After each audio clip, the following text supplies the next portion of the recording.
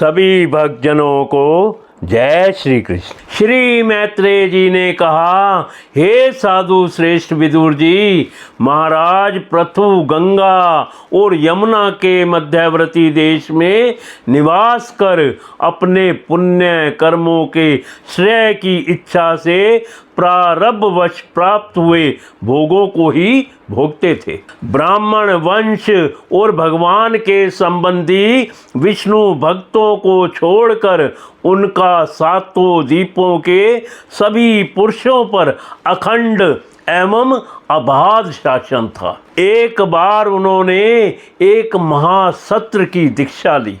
उस समय वहाँ देवताओं, ब्रह्म ऋषियों और राजश्रियों का बहुत बड़ा समाज एकत्र हुआ।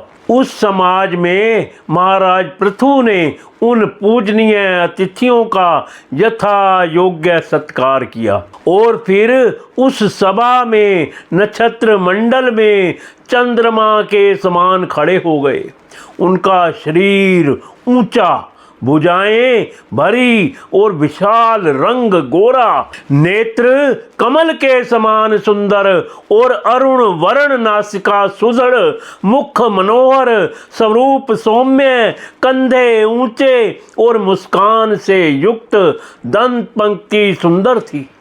उनकी छाती चौड़ी, कमर का पिछला भाग स्थूल और उधर पीपल के पत्ते के समान सुडौल तथा बल पड़े हुए होने से और भी सुंदर जान पड़ता था। नाभि भंवर के समान गंभीर थी, शरीर तेजस्वी था, जंघाएं स्वर्ण के समान देदीप्यमान थी तथा पैरों के पंजे उभरे हुए थे। उनके बाल बारीक, घुंघराले, काले और चिकने थे।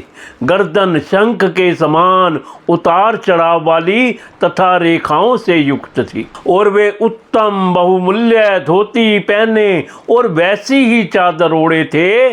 दीक्षा के नियम अनुसार उन्होंने समस्त आभूषण उतार दिए थे। इसी से उनके शरीर के अंग प्रत्यंग की शोभा अपने स्वाभाविक रूप में स्पष्ट झलक रही थी। वे शरीर पर कृष्ण मर्ग का चर्म और हाथों में कुशा धारण किए हुए थे।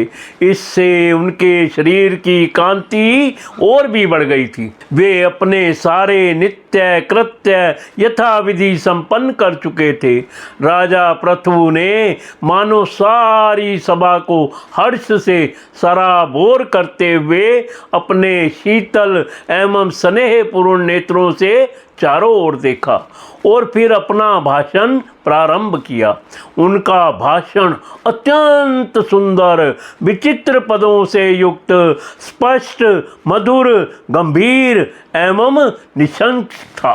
मानो उस समय वे सबका उपकार करने के लिए अपने अनुभव का ही अनुवाद कर रहे हों। राजा पृथु ने कहा, सज्जनों, आपका कल्याण हो। आप महानुभाव जो यहाँ पधारे हैं, मेरी प्रार्थना चाहिए कि अपने निश्चय का निवेदन करें। संत समाज में, इस लोक में मुझे प्रजाजनों का शासन, उनकी रक्षा, उनकी आजीविका का प्रबंध तथा उन्हें अलग अलग अपनी मर्यादाओं में रखने के लिए राजा बनाया गया है। अतः इनका यथावत पालन करने से मुझे उन्हीं मनोरथ पूर्ण करने वाले लोगों की प्राप्ति होनी चाहिए जो वेदवादी मुनियों के मतानुसार संपूर्ण कर्मों के साक्षी श्री हरि के प्रसन्न होने पर मिलते हैं। जो राजा प्रजा को धर्म मार्ग की शिक्षा ना देकर केवल उससे कर वसूल करने में लगा रहता है, वह केवल प्रजा के पाप का ही भागी होता है और अपने ऐश्वर्य से हाथ धो बैठता है। अतः प्रिय प्रजननों, अपने इस राजा का परलोक में हित करने के लिए आप लोग परस्पर दोष दृष्टि छोड़कर हृदय से भगवान को याद रखते हुए अपने अपने कर्तव्य का पालन करते रहिए, क्योंकि आपका स्वार्थ भी इसी में है।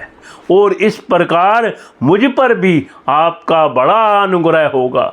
विशुद्ध चित्त देवता, पितर और महर्षि गण, आप भी मेरी इस प्रार्थना का अनुमोदन कीजिए। क्यों? क्योंकि कोई भी कर्म हो, मरने के अनंतर उसके कर्ता, उपदेष्टा और समर्थक को उसका समान फल मिलता है। माननीय सज्जनों, किन्हीं श्रेष्ठ महानुभाव के मत में तो कर्मों का फल देने वाले भगवान यज्ञपति ही हैं, क्योंकि इहलोक और परलोक दोनों ही जगह कोई कोई शरीर बड़े तेजोमय देखे जाते हैं। मनु, उत्पानपाद, महीपति, ध्रुव, राजश्री, प्रियवत, हमारे दादा, अंग तथा ब्रह्मा, शिव, प्रहलाद, बलि और इसी कोटि के अनन्य महानुभावों के मत में तो धर्म, अर्थ, काम, मोक्ष रूप चतुर्वर्ग तथा स्वर्ग और अपवर्ग के स्वाधीन नियामक कर्म फलदाता रूप से भगवान गदाधर की आवश्यकता ही है। इस विषय में तो केवल और केवल मृत्यु के दो हित्र वेन आदि कुछ शोचनीय और धर्म विमूढ़ लोगों का ही मतभेद है। अतः उसका कोई विशेष महत्व नहीं हो सकता।